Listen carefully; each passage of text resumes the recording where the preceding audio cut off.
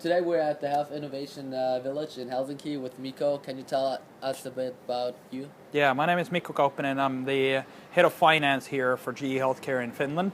And on top of my day job, I run the project for creating this space for startups in our local campus here in Helsinki. So currently we're just on the rooftop terrace that we have here built. We started this whole campus area in June this year, and it's pretty cool. We're excited about it. It's a great opportunity for us to get startup companies close to a big corporation like us. So, what's it about? Yeah, for people who doesn't know about it's not an incubator. It's not like an accelerator. Just tell us a bit about it. Yeah, Health Innovation Village is basically it is a co-working space for startups within a corporate. So it's kind of like providing the big corporation benefits to small companies, while at the same time cross-pollinating the corporate culture into startups and the startup culture into corporate. So having this sort of like exchange of ideas and visions and even products and even specific things about the business, that people can actually talk more and exchange ideas and co-create.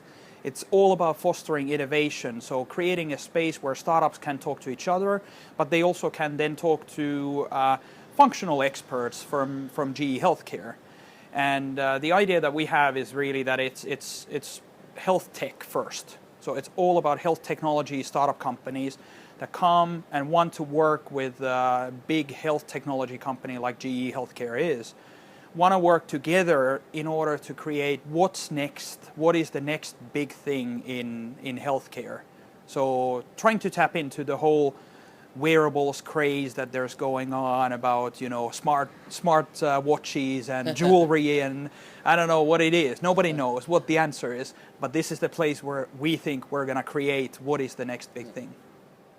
How did you get into this position? And I think it's a struggle and it's a fight to get something created like this with an old-fashioned company. Yeah, it's not easy, I can tell you that. I mean, but luckily we had a new CEO who came from elsewhere in GE, came to Finland, and he wanted to move to Finland for personal reasons as well, for family reasons. It's a good place for his family, but also he used to live in Finland about 10 years ago, and he believes in the potential that there was here. So he came with an idea of open-minded, how do we utilize more the potential in Finland? And at the same time, I had similar types of ideas, how to do a transformation of our own company. So how can we be more startup-like? And at the same time, how can we then innovate together with the startup companies and tap into the knowledge that there is in the startup companies, because not all the knowledge is sitting in the big corporates. We cannot do everything on our own. We don't know everything, and it's the first step is to admit that. Second step is to think about how can we actually do this. So that's where we started. So we started thinking how can we foster innovation, this open innovation and culture of that within our own company. Now, coming back to, is it easy? It's definitely not easy, but you have to take chances. And as a leader, I think you have to, sometimes you have to go put yourself on the line, and you have to take courageous moves to a little bit build something great rather than something good. So that's what we decided to do. We decided to think outside the box completely, do something that is a little bit unheard of, a little bit crazy, and trying to create this what we call the manageable chaos. And it's that's interesting. It's a kind of a thought that you can let some things go and you can let them be on their own, take risks within. But at the same time, we're a business, we're a corporate, so we cannot let just an overall chaos. So it has to have some direction, it has to have, certain boundaries, of course. But it's the 80-20 rule that, you let it go, but you set very little boundaries, but you sort of set more directions where to go. And I think that's what we wanted to do here. So completely sort of creating a new type of working culture, actually. So how do you apply for a space, and how is it just in? Well, the startup companies contact us, and then we more think about what are the startup companies that fit into the ecosystem that we want to develop in health tech. So it's basically around the types of things that we do in sensor technology, so low power wireless sensors. It's algorithms, it's big data, it's industrial internet, it's cloud services and applications. So those are the selection criteria that if the company falls into those, they have ambition and knowledge in those, then it's suitable to come here if it plays in healthcare at the same time. It's health technology. And that's when we start discussing with the startup companies, like, is there a fit? So it's really like almost like a job interview, I would say, that you talk with the guys, because it's all about getting the right people, the knowledge. It's not so much about the specific products, what they have today. It's getting the right people, the right knowledge, and getting them in here and creating something together in the future.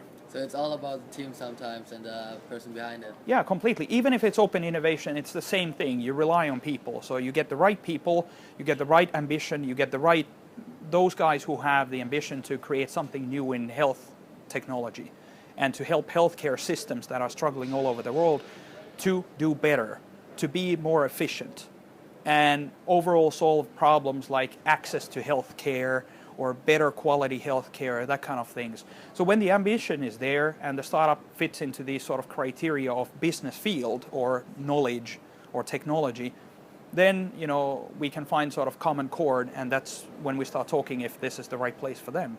But of course it depends on them as well. We try to attract the right guys here, but we don't get everyone, of course. But we try to be as open and as courteous as possible and show that, hey, we're really serious about this. And hopefully that way we can get people to come in and trust that this is a good environment. So we're really thankful that you're hosting us today with the JYE Alumni Conference. What's your thoughts about it? Yeah. Well, it's great to have. I mean, honestly, the energy that I get from you guys, it's spectacular. And that's what I love, is like this place needs to be more open. The corporate culture in GE has to be more open. So I'm very lucky and fortunate to have guys like you and other people to come here and give us feedback also, like, are we on the right track? Is this a place where the Z generation would like to work? Or if not, what more work do I have to do in order to attract the right kind of talent to work here and in this environment? So, that's really key for me. So I'm absolutely delighted to have you guys here, and thanks for coming. Thank you for the interview, for hosting. Thanks so much.